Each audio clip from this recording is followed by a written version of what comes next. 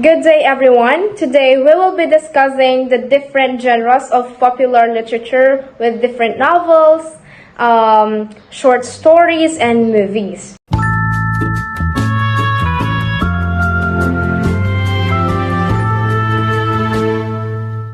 So first, let's start with suspense thriller. So our group chose Hereditary, the movie Hereditary in 2018. It is about a haunting suspense thriller that blends psychological tension with supernatural horror. So the film follows the Graham family as they cope with the death of their matriarch, Allan, only to discover disturbing family secrets. So at the heart of this story is Annie, who, while grappling with grief and a strange relationship with her children, it uncovers terrifying truths about her family's dark past.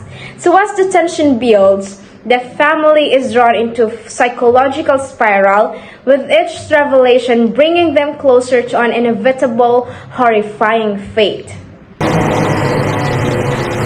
you breathe?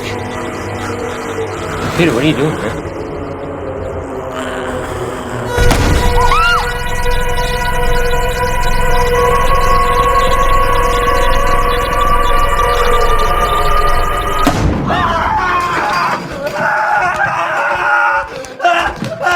What makes Hereditary so gripping is its slow, deliberate pacing and its ability to generate a creeping sense of dread rather than relying on jump scares. So the film expertly manipulates your expectations, keeping you on edge as it unravels its chilling secrets. So by the time the final, devastating twist is revealed, the suspense has built to an unbearable level, making it one of the most intense thrillers in the recent memory.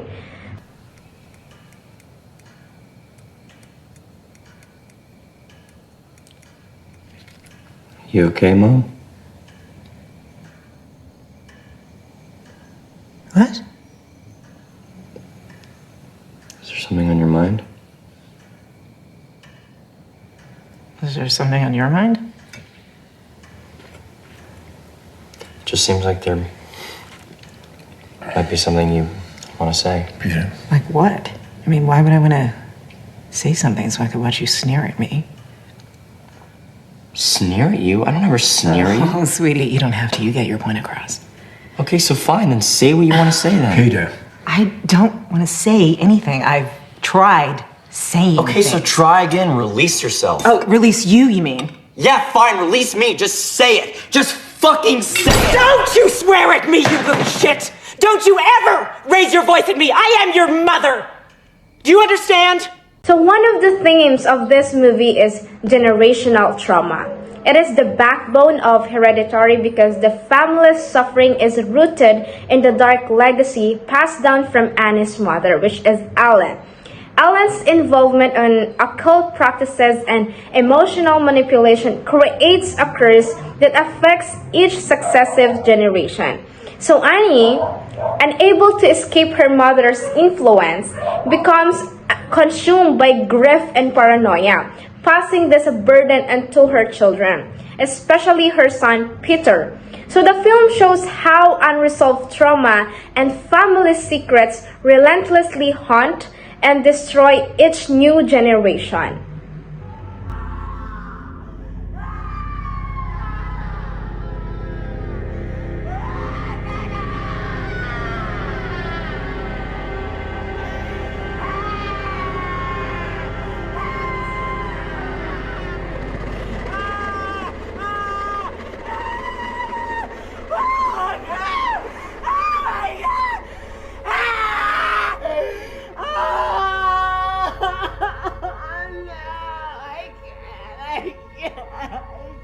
I just want to die!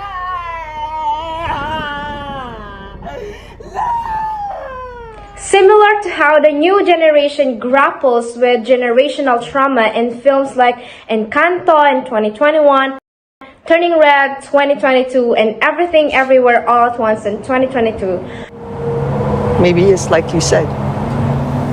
Maybe there is something out there, some new discovery that will make us feel like even small pieces of shit. Something that explains why You still went looking for me through all of this noise. Hereditary also explores this theme, but in a much darker and more visceral way. So the title itself points to the passing down of trauma from one generation to the next. It's a sick, gory, and horrifying twist on what lies beyond the surface, like hidden from plain sight. So what Casey loved in this movie is how bluntly it addresses its themes, yet many viewers remain blind to them, making it all the more impactful when the truth is finally revealed. Now let's move on to historical fiction. Our group chose The Pretenders, the novel The Pretenders by F. Sionil Jose. So The Pretenders follows Antonio, or Tony Samson, a man from a humble provincial background who marries into the wealthy Villa family to rise in Manila's elite society. However, Tony becomes disillusioned as he realizes the moral corruption and exploitation within the upper class, including his in-laws' ruthless business practices. So Tony, between his ideals and new life, he felt alienated from both his roots and the privileged world he now inhabits. So this novel explores the class conflict in the Philippines, highlighting the struggles of the working class, peasants, and the bourgeois. Although the government introduced reforms over time, the issues depicted in the novel remain relevant today, making it feel both contemporary and significant, despite being part of an earlier period in Philippine literature. So, when we found Tony's character somewhat predictable, likely due to the familiarity with works by Kafka, Camus, Dazai, and one character stood out. So Godot, in contrast to the fragile and indecisive Tony, Godot was steady and firm, which made his dialogues particularly striking and engaging. So the contrast between their ideologies prompts readers to question what is right and what is wrong. So do these characters need revolution, or should they tolerate the current status quo as Tony does? Now, let's move on to the horror. So, our group chose The Telltale Heart by Edgar Allan Poe. It is a short story. So, Edgar Allan Poe is an American writer and poet known for his short stories, and one of his works is The Telltale Heart, a horror short story. The persona in the story is a man, a helper of a rich old man. The story started with the man insisting his sanity, then proceeds to recounting the story on how he killed him. He said that there was no definite reason for what he did, but he feared the old man's eye, for it looked like a vulture. So he narrates that for 7 nights, he ogled and monitored the old man in his bedroom, holding a light and picking it a little until it fell on the vulture eye. Then the 8th night, the old man suddenly moved in his bed. The old man sensed him, then he put the light in the old man's vulture eye. He feared the vulture eye, then he killed him by strangling him with the bed covers. He then cut off the old man's body to pieces from head to the arms and then to the legs, and hid the pieces of his body on the floor. Then came 3 policemen because one of the neighbors had heard the old man's cry, and he was confident that he wouldn't be caught, so he led them through the whole house. However, as everything seemed perfect, he heard a sound like a clock ticking through a wall, and he knew that it was the beating of the old man's heart. He wondered how possible it was if the old man was already dead. He couldn't bear it no longer, so he confessed to the police officers and told them where he hid the pieces of the old man's body, and this is where the story ends, the confession of the man's crime.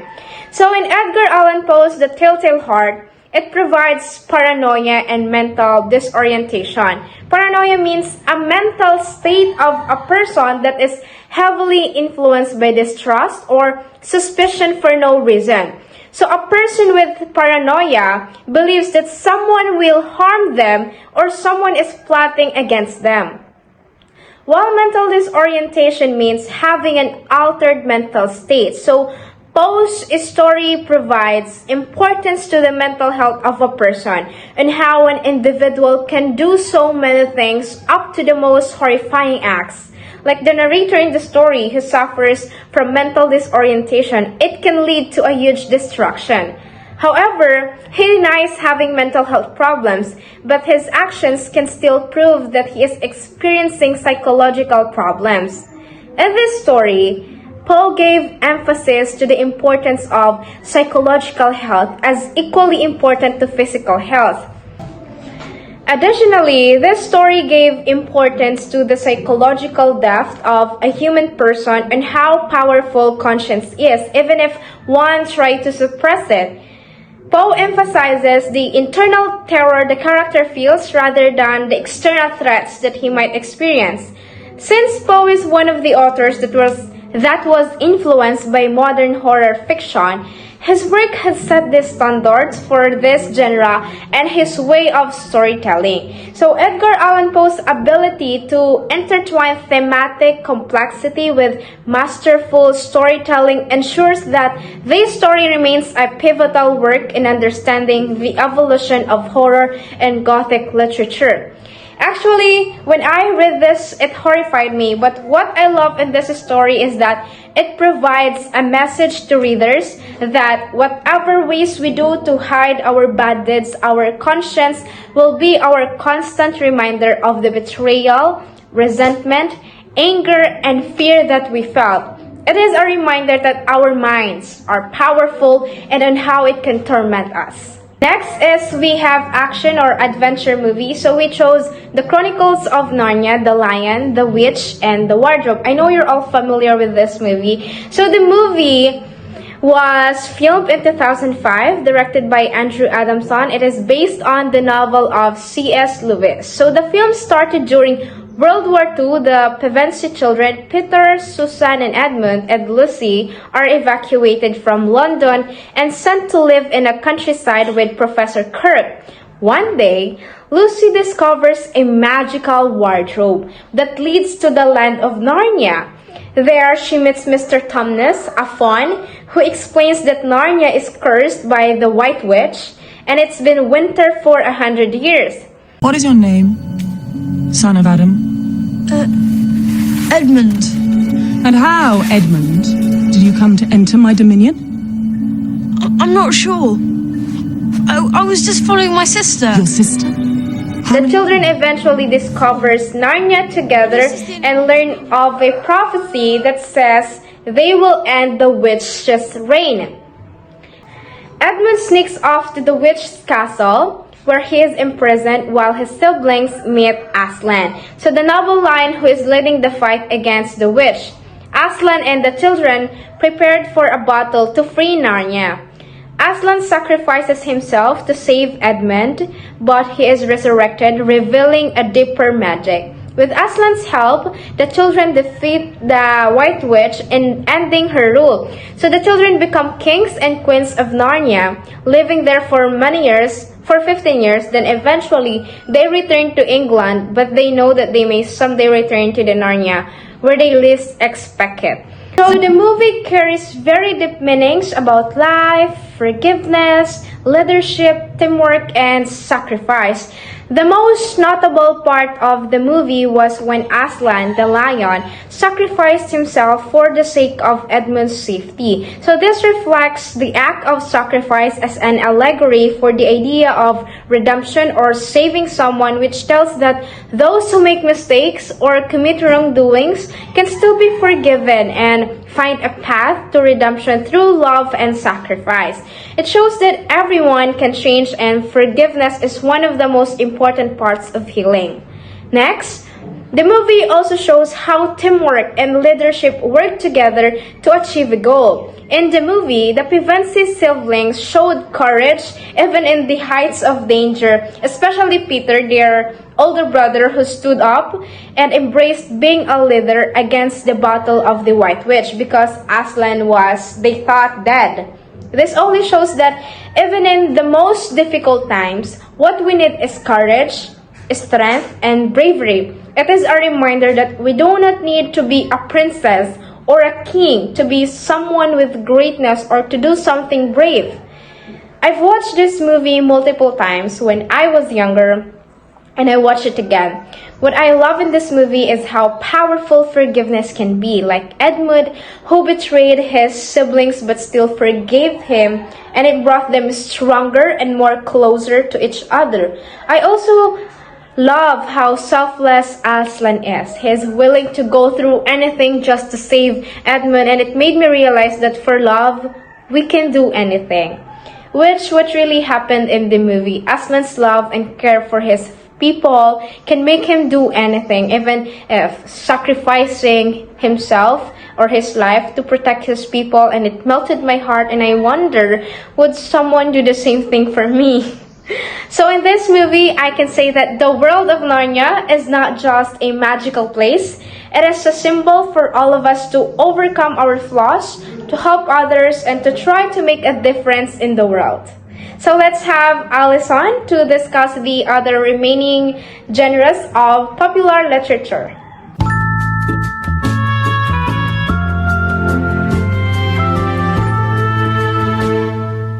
Through the Night and Day is a Filipino romantic comedy film directed by Veronica Velasco, starring Alessandra De Rossi and Paolo Contis, released in November 2018. The film gained a widespread popularity, especially in the Netflix Philippines, and its story is set in two major locations: Iceland, a dream destination for the characters, and Baguio City, where they live. The story revolves around Ben and Jen, a couple who have been together for 13 years and are engaged, and as a celebration, they embark on a once in a lifetime trip to Iceland, fulfilling Jen's dream. However, during the trip, Jen starts to display mood swings and incorporate behavior which leads Ben to realize how different they truly are. What was supposed to be a dream vacation ends in heartbreak as they cancel their wedding and go their separate ways. Okay lang? Okay, hindi, okay lang ako. Hindi ka lang. Ano to, mama? Ha?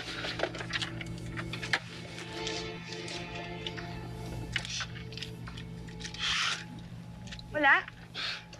Ayaw mag-start. Ha? Yan naman kasi, ba't mo ginawa yun? Ang gagawin natin, babe? Mali ko, hindi man ako mekaniko. Pero nga na phone.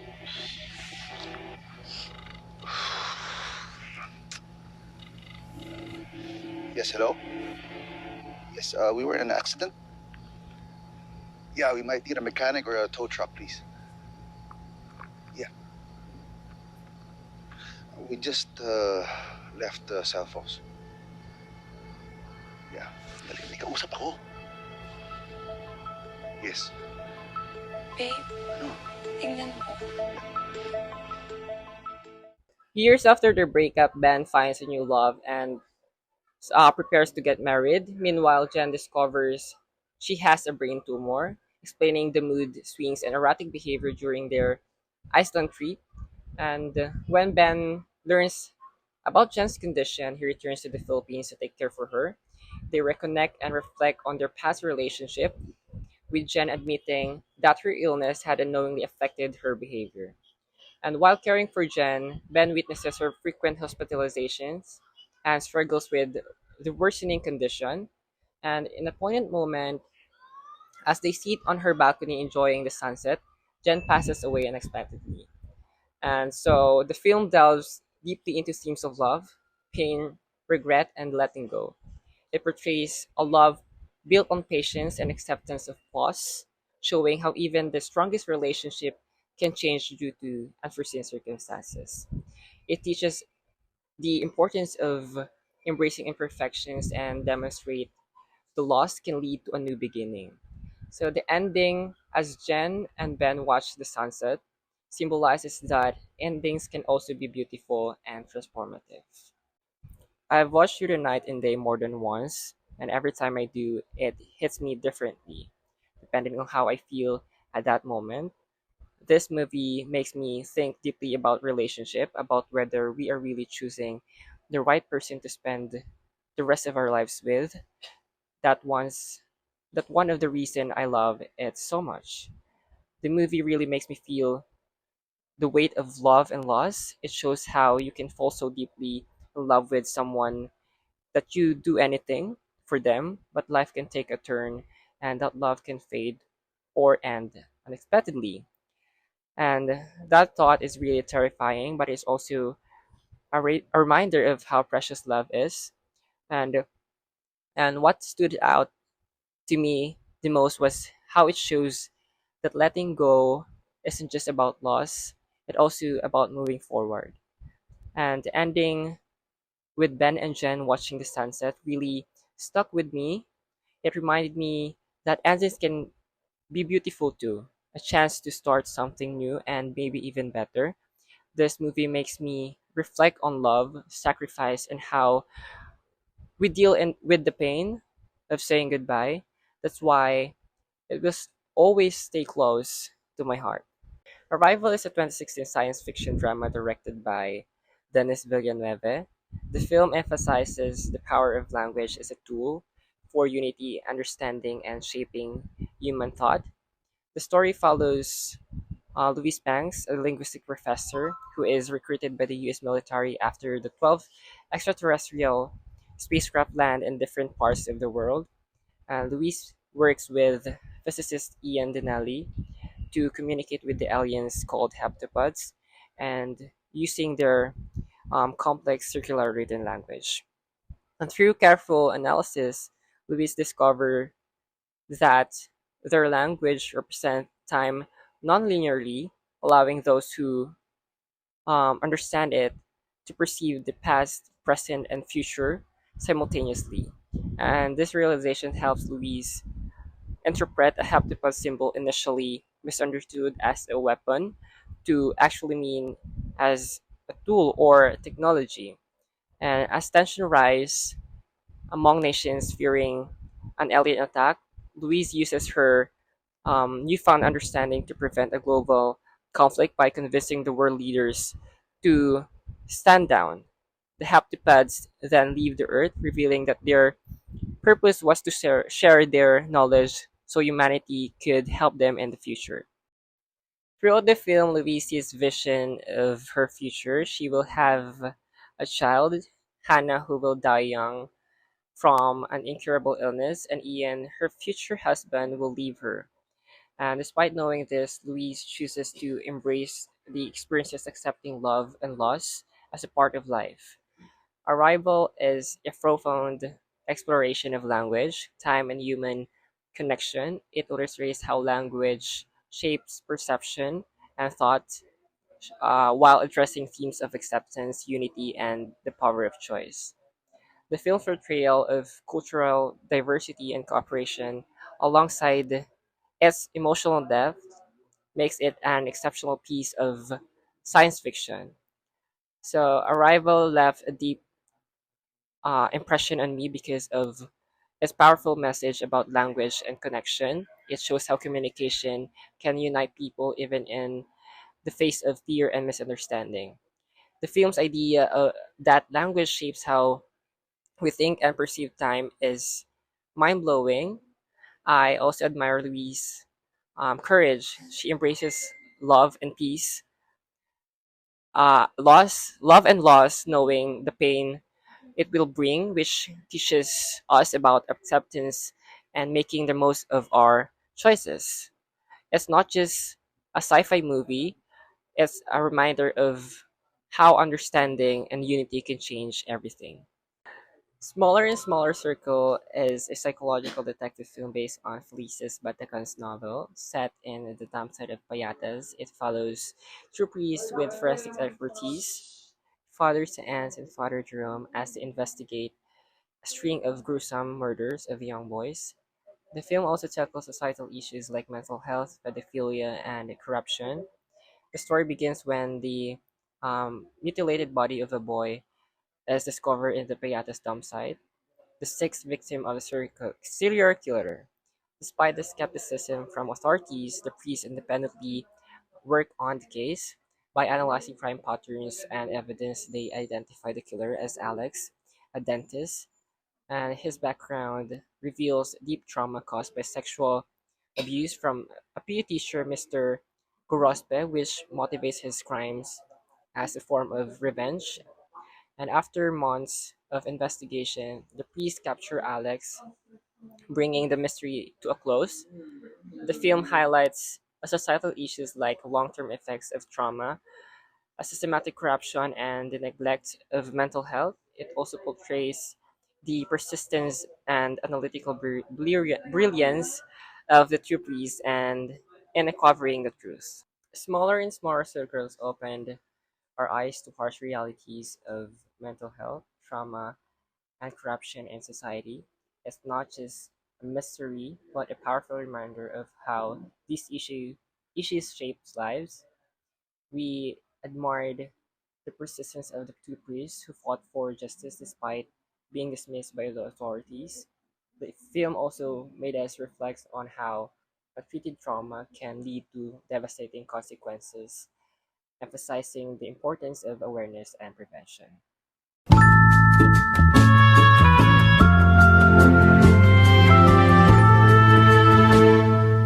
Fantastica is a 2018 Filipino fantasy comedy film directed by Barry Gonzalez, starring Vice Ganda as a Belet, the owner of struggling carnival called Peria Wurchbach, facing the threat of closure due to debts.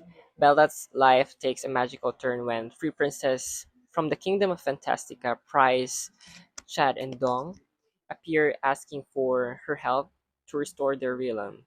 And their kingdom has lost its magic after three princesses went missing, and only Bella can find them to save Fantastica. And with the help of her quirky and supportive family, Bella embarks on a wild adventure, entering different dimensions to locate the princesses. And along the way, she learns important lessons about courage, selflessness, and the power of unity. And despite the challenges, she fulfills her mission, saving both Fantastica and her Peria. And the story ends with Bella rekindling the joy and the magic in her carnival, bringing laughter and happiness to her community once again. Watching Fantastica reminded me of the importance of hope, resilience, and teamwork, especially during hard times. Bella's character shows that even the most seemingly ordinary person can rise to extraordinary challenges with determination and support of loved ones. The film's blend of comedy, fantasy, and heartfelt moments kept me entertained while also delivering valuable lessons about family and loyalty.